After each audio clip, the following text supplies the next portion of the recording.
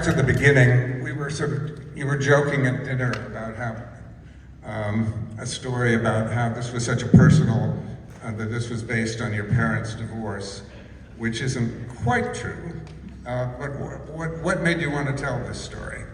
I started writing it. My parents did, in fact, get divorced around the time that my older brother was getting married, and just kind of looking at those two things side by side, I think was what got me, just thinking about the kind of humor and sadness around a marriage and a divorce happening simultaneously, and the questions that raises from everyone, and the spouse, and everyone kind of going through it together.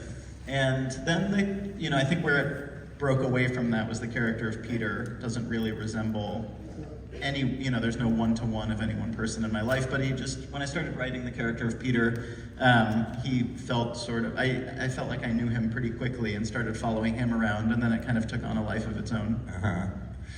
Well, did you know when you sat down to write it, did you have a genre in mind? I mean, one of the interesting things about the movie, to me, is that it kind of swerves. It's a comedy, but it's melancholy. It's a drama. It's about heavy things, but it's light. Yeah, I think when I sat down to write it, I fooled myself into thinking it could be like The Hangover or something, and was like, I'll finally just write a broad comedy, and that'll be that, and not be too precious about it. And then, was sort of, saw it, maybe in an exciting way, maybe in a self-defeating way, turn into this more personal, melancholic thing that I was more connected to, I think, than what I set out to write. And sort of, yeah, I think it took a long time to come together. The pandemic happened, I think on the screen it just said that no marriages were harmed in the making of this, which is not true. There were many divorces and breakups that happened throughout. But then, at some point I had the idea that Griffin would be kind of perfect in this movie, and then once I met Griffin and started talking about it, it kind of just took on a whole other life of its own that makes it hard for me to kind of remember what I was thinking when I was first writing it. I can't remember a version of this movie that didn't have Griffin in it. So you had him in mind as you were writing? Not on a first draft, but once he became involved, then the pandemic happened, and Griffin and I would have a lot of conversations, and then every now and again I would fantasize that we would get back to making movies someday, and I would open up the script and rewrite it with Griffin in mind, and so it, sort of became about making it with Griffin. Yeah, but it's a great part for you. I mean, what was your reaction when you first read the script? Well, very much. Described it quite well, that it had all of those tones in it that appealed to me as an audience member, as a reader of books that are both funny and then can be sad, and then there's a lightness to it, and it's just sort of my soundtrack. I read this part, I related to it. Very closely. It reminded me of the movies I loved in the 70s. It reminded me of foreign movies I loved, Romer, and just different kinds of genres that just took a chance with tone and were unpredictable, emotionally unpredictable. Mm-hmm. And how did you find Miles? I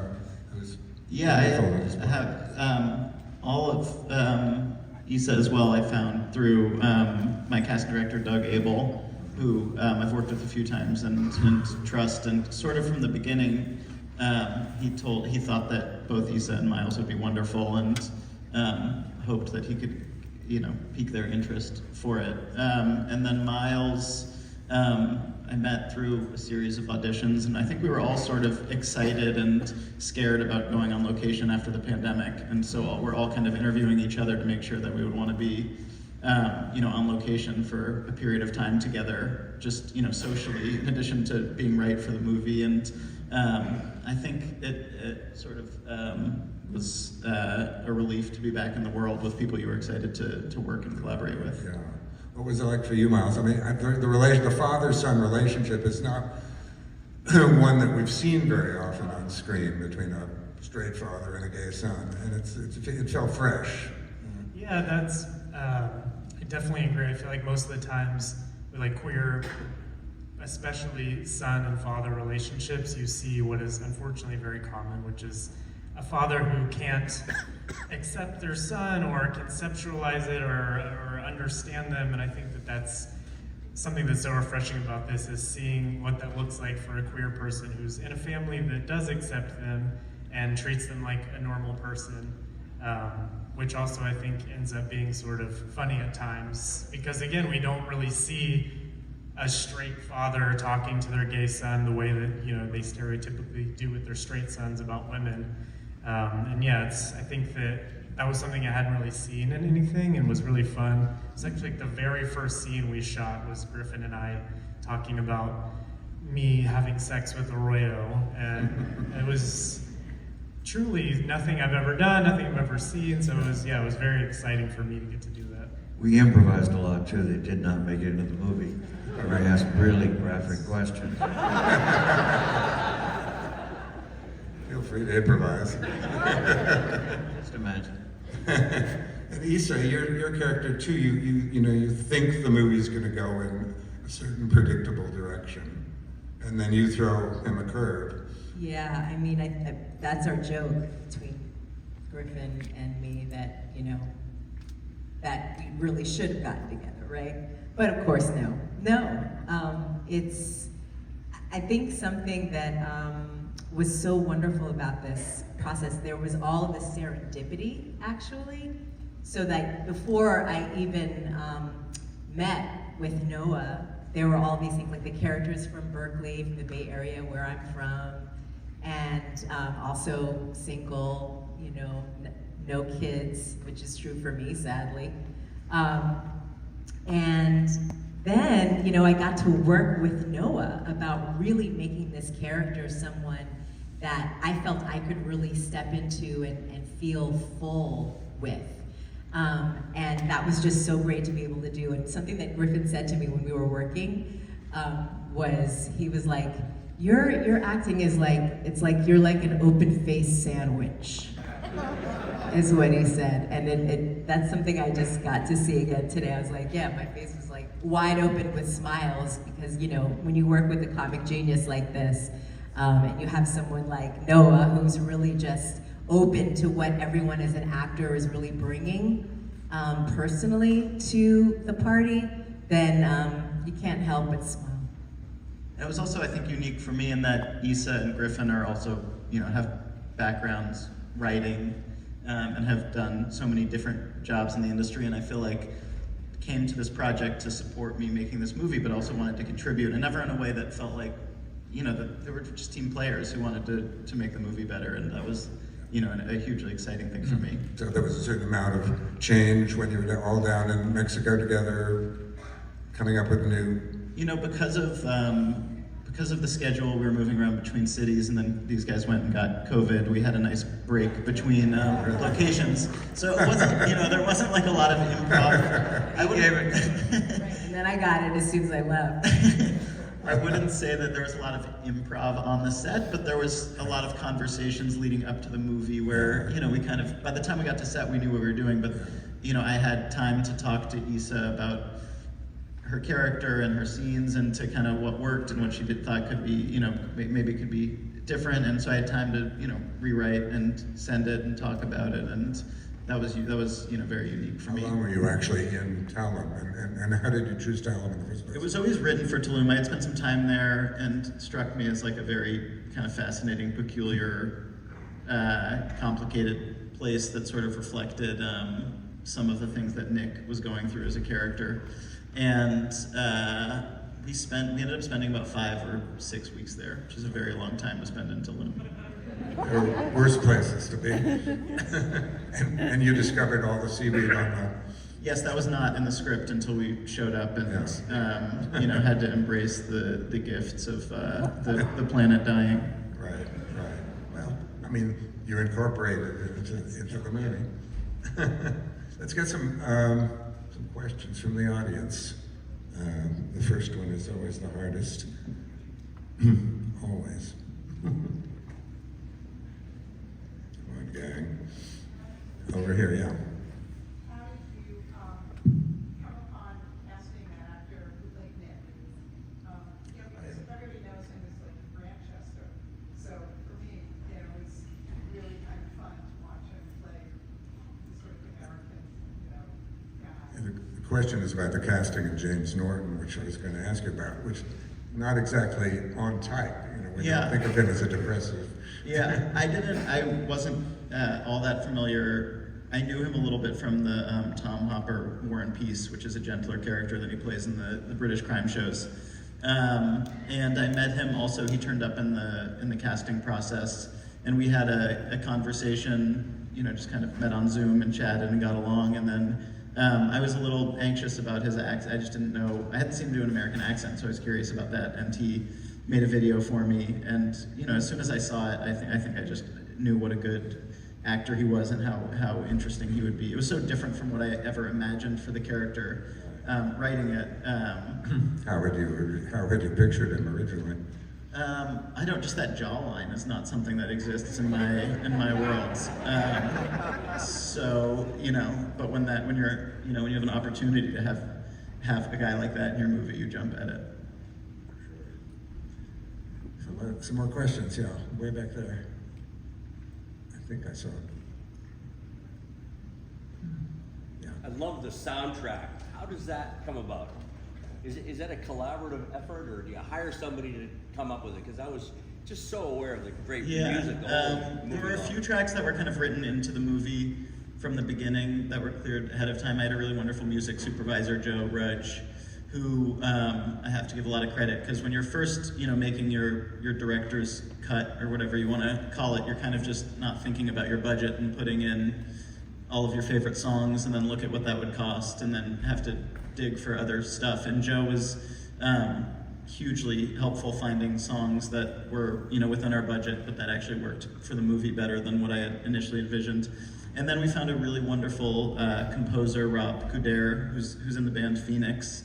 And worked with him, and it was a hard score to figure out because it's a sad movie, but there are moments that are funny, and it was hard to find the tone of the movie to let people know that it's okay to laugh, it's okay to feel sad. It's like, I think on earlier cuts we wanted it to be, to lead more with the comedy, and that never felt totally true to what it was. I think that was sort of a defensive position once you're in the edit room.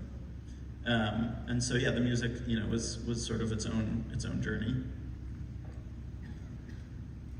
How did you have some amazing people in small parts in this movie, like Rosanna Arquette and Richard Benjamin. Yeah.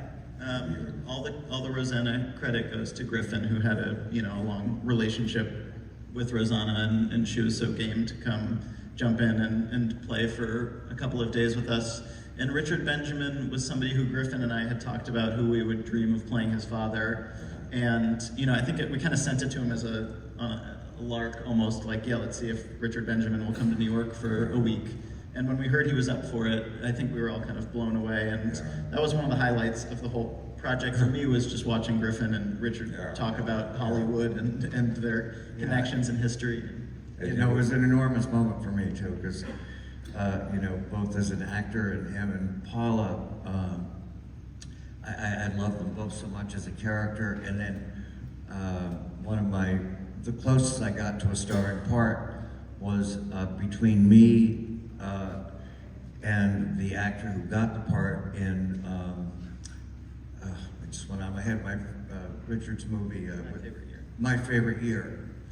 And it came down to me and I can't remember the other guy who done it, did the part.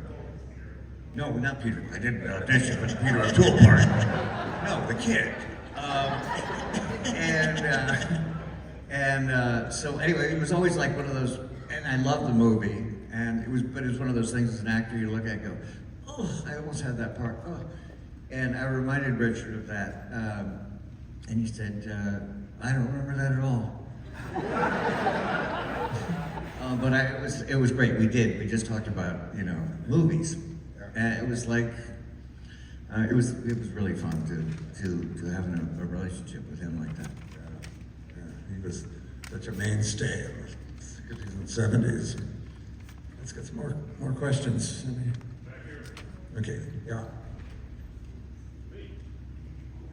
Miles, you were a cast member in Parenthood, right? I was. It's good to see you again. Thank you. How did you bring from Parenthood to this role? Because I can see some parallels. Yes, if I'm being candid, I struggle not to play myself in everything that I'm in. So this movie included, it was not much of a stretch for me, which again is something I think like getting the audition. There's so many things come around. I'm like, I don't fit these things at all. Like there's not even a point in trying. And this was one of the few where I was like, this makes sense, and I'm gonna try really hard. And I loved the script, and so I gave it my best effort, and here we are. Yes. More questions? Let's see you. No? So what's going to happen with the film at this point? Do you have a distributor? We're working on stateside distribution. We've kind of been on tour with it on the festival circuit, and hopefully we'll know more in the coming weeks about when it will actually come out here. The film has opened overseas? It has distribution overseas, and will start coming out probably in the summer sometime. I mean, it's getting increasingly hard to get independent movies made. Yeah. I mean, was it a struggle to raise the financing for this film? Yeah, it was. I think about all of the life events that I thought would interfere with the making of this film.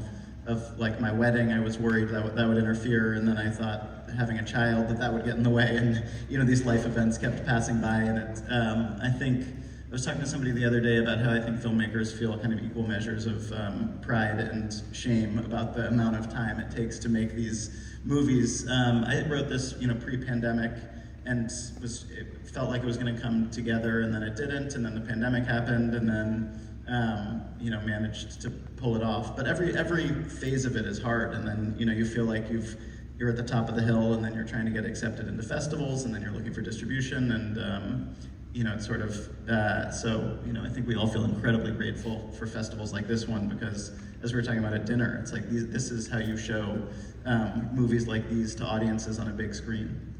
Yeah. It makes such a difference to see it up on a big screen. At what point, Miles, did you get COVID? Was it in the middle of shooting? So we had about 5 days in between. We were shooting in Mexico City. We had like 5 days off before we went to Tulum. And we very genuinely got along very well. Like we all became sort of a family really quickly. And on the 5 days, Griffin, James, and I decided that we were gonna go to an island together to spend the 5 days in a house that we were all sharing. And the morning I woke up to get on the plane, I was essentially dead. I was like not well, couldn't hardly walk. And I went down to the lobby and I was like, I don't feel well. My memory is that Griffin was like, get on the plane. And we got on the plane, went to this island, and then, the first day I like sat down somewhere and I coughed and it was excruciating. And I like went to some little pharmacy, took a test, it was positive. And I was absolutely horrified, like called our producer and Noah and apologized, and it seemed like everyone was fine, but on our way to Tulum, everyone went down. Griffin was positive, James was positive. Yeah, it was sort of a nightmare. And my first scene that I had to film was a kissing scene, so I was like, we really gotta wait for this one to die down. So obviously the film was not shot in sequence if your first scene was a kissing scene. No, it was the first scene after our break. Oh, I see. Yes. Yeah. It was not shot in sequence. So we started in Mexico City, where we shot all of the airplane and airports, and also the Griffin's New York apartment was shot in Mexico City. Then we moved to Tulum and shot all of Tulum, and then back to finished in New York. Yeah. Why To Be or Not To Be? Is that a movie that has a special import for you? It's a movie I love dearly. I think it's such a perfect movie, and I think it was also just felt right for a movie that Griffin's character, that Peter and Simon would have, that Peter would have remembered watching a few times, that made him think about his father and his father's laugh, and I think we all have those things with our loved ones of like the thing that makes you think about that best aspect of your relationship. And I know that in my family, there's like Mel Brooks movies and Ernst Lubitsch and Jack Benny, and that was kind of the vein of the stuff that I grew up with, and so I think that just kind of felt right to me. Do you have a next project lined up? I do. I'm anxious to talk about it because I know how long it takes to get these things made. Right now, I feel hopeful that I'll be back on set soon with a new movie. But yeah, so I've been showing this movie and back to writing and trying to get the next one going. And how about you, Griffin? Yeah, I have a series coming out that I'm in, an ensemble series for HBO Max. It's called Girls on the Bus. It's a play on the book Boys on the Bus about journalism. And I play a character inspired by David Carr, who I presume you probably knew at some point in your life. And so I play a New York Times editor, and it's about a political campaign, a fictitious political campaign, and the women who are covering it. And Miles, what's next for you? I'm filming a TV show right now, like a Netflix show that's based off of a memoir called The Pink Marine, about a gay teenager joining the Marines in the 90s. Yes, so that will be out, God knows when, probably in years from now. Isa, what's on your agenda? Yeah, I got to shoot this really exciting movie with Riz Ahmed last spring, so that should be coming out at some point soon. And then I also work as a writer, so I've just been, because obviously we were on strike half of last year, I have been just doing a lot of different theater projects, and there's one that should be coming out that's a musical project in this year. In New York or? It'll eventually be in New York, but first it's coming out in a different form. So it's a bit of a secret project right now. Yeah. Great. Are there any other questions? Speak up, yeah, right here. What's the significance of the picture falling off the wall? Questions about the picture falling off the wall? Yeah, I think it was sort of this thing that had been haunting. I felt like there was this kind of curse hanging over this family, and felt like that, the shattering of that poster, was emblematic of that curse, whether it was kind of being broken or, being, there's something kind of haunting this family. And I feel like after that, they're able to kind of come back together and move on. And I don't know, when I was writing it, that poster and that movie kept coming back, and I just felt like it had to go away before I could get to the end of the movie. Yes. Congratulations on the film. Thank you. But since we're talking about the poster so much, I really wanted to know about the theme of connection, because when the poster falls, you cut to Griffin's character waking up to go to the cenote, and I noticed that in a couple of scenes when the couple's breaking up and he's reading the letter and then she appears on the sofa, and I just thought that was such a beautiful way to show connection.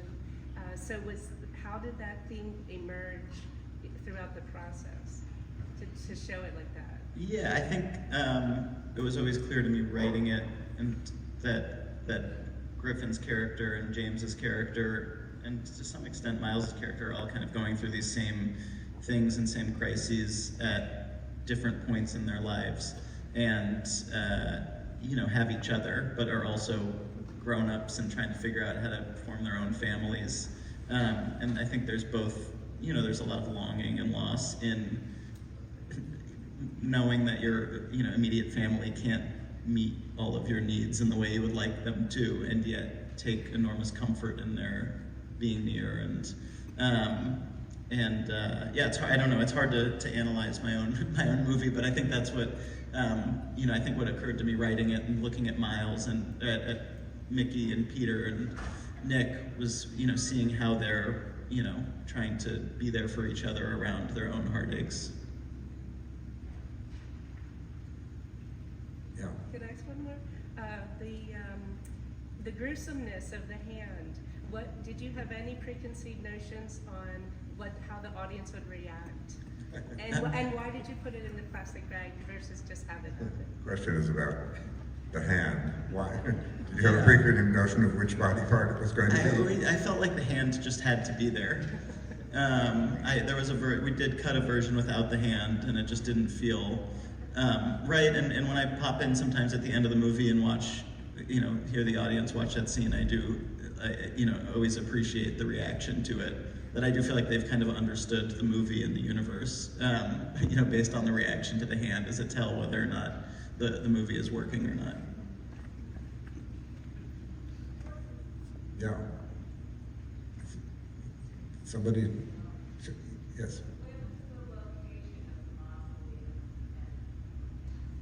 The mausoleum was is out by JFK, and I was in bed one night reading, and my phone started buzzing, and I thought that I thought somebody had died or something, and then I was notified that the location had been used in succession. And everyone felt an urgency to tell me that and this was before I had started showing the movie anywhere, but It's the Roy family plot.